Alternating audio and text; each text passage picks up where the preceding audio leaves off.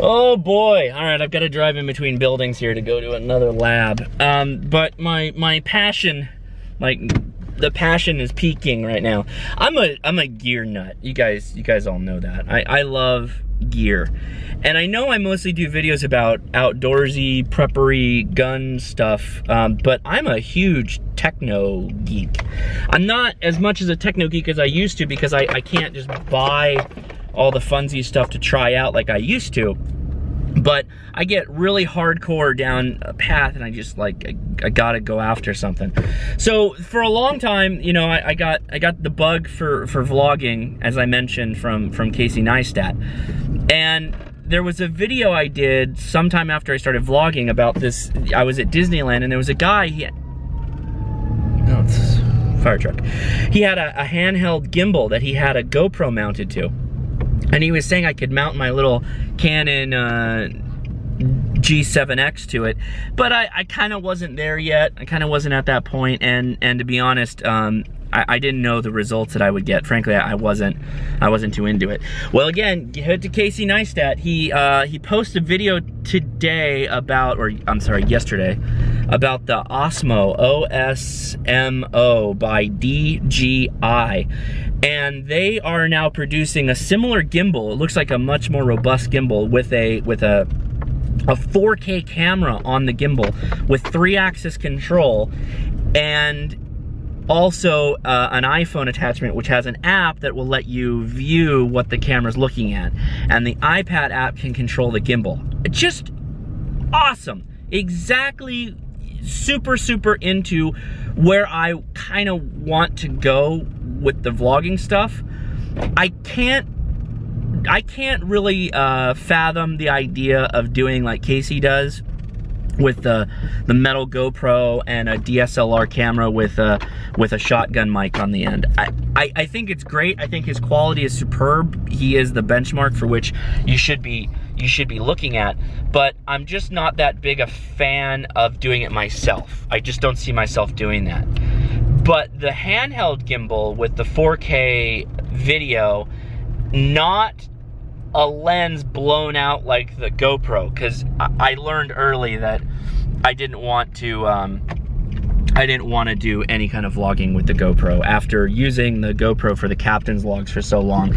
It's just not a workflow that I like, and I don't like the product as far as the video comes out. But this DJI Osmo, I'm really going to be looking at it. If I have to funnel some of my my Christmas brownie points as far as presents go into getting one of those, I might have to do it. It is right up my alley. So more to come on that hopefully in the future. And man, yeah, very excited. I'll post the link to the video so you can, oh, there's somebody's got a Grom here at work. There's a little Grom.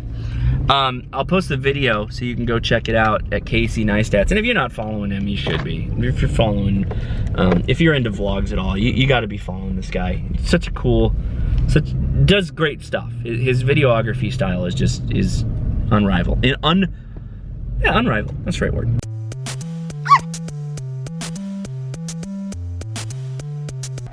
So I come home and the house is just dark. The TV's on, but like Leia's car's home. Ben's room is dark. I come home in our room. What's going on in here? Are you hiding? Ben, where's Ben? Where'd Ben go? What are you doing? Is this Ben's meal for today? It's quite the balanced meal. You're gonna get like 2 bites of that. Scraps of that, like nothing. And Nice little. Be like done now. Done now. Then CANDY. CHOCOLATE. Yeah. Before we begin, I've got to make a special note. This zipper, this broken zipper, this came from the earthquake kit, or the bug out bag. I don't know why it just broke off. So can you imagine that 99-cent store quality, the plastic zipper just ate it, you know? Who saw that coming? Anyway, I'll find a replacement bag of some kind. Alright, so here's another bottle. Let's check for sediment. Yeah, there's There's sediment in the bottom. Let's get the bottle opener. I have a theory about what might be going on. No. Yeah, it's done. I think it's having contractions. What? It's having a contraction. I don't know what it is. Go lay down, drink some water.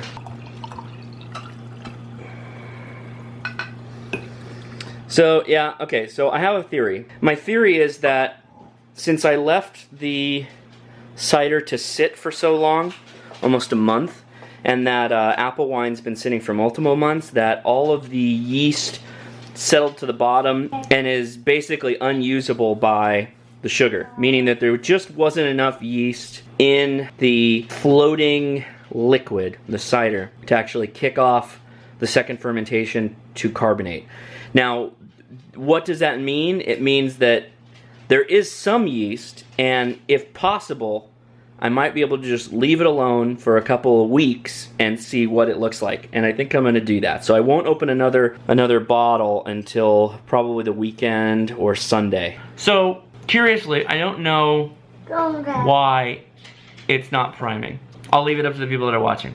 I don't know. And if you guys have any ideas, I don't know. Okay, so WTF... Oh, did I hit your foot? Sorry. So WTF Wednesday, somebody said... Charlotte, get Charlotte off there. No.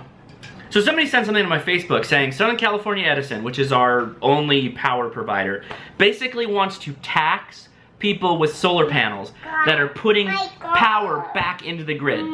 Basically selling power back to Edison. Basically, if your solar power system creates X number of megawatts, they want to charge you $15 per 5 megawatts or something like that for your solar system. So every month you would owe Edison money for putting power onto the grid that you're selling back to them. And the rationale for it, they feel, is that you need to pay as a solar provider to keep up their infrastructure.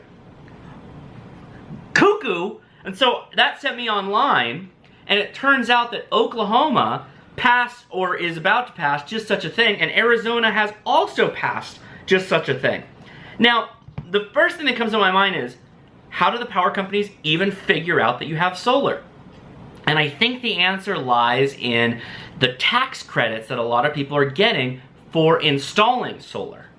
Well, how do the tax credits work? Well, they're government tax credits, and companies work with the government to work on these tax credits to install the solar on your roof. That becomes some kind of public knowledge. Oh my God. Look at this messy boy. So that becomes some kind of public knowledge that the government probably provides to the power company. How else would it work? Are they going to hire somebody to go around and audit people's houses to determine how many panels are on the roof and then... Can I ask a question? Sure.